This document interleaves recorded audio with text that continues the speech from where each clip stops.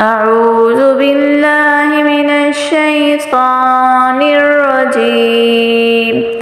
بسم الله الرحمن الرحيم. هل أتاك حديث الغاشية وجوه يومئذ خاشعة عاملة ناصبة تصلى نارا حامية تسقى من عين آنية ليس لهم طعام إلا من ضريع لا يسمن ولا يغني من جوع وجوه يومئذ ناعمة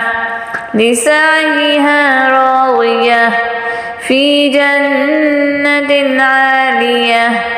لا تسمع فيها لاغية فيها عين جارية فيها سرر مرفوعة وأكواب موضوعة ونمارق مصفوفة وزغابي مبثوثة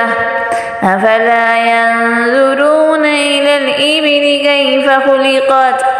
وإلى السماء كيف رفعت وإلى الجبال كيف نصبت وإلى الأرض كيف سطحت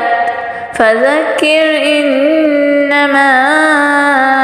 أنت مذكر لست عليهم بمسيطر إلا من وكفر فيعذبه الله العذاب الأكبر إن إلينا إيابهم ثم إن علينا حسابهم صدق الله العظيم.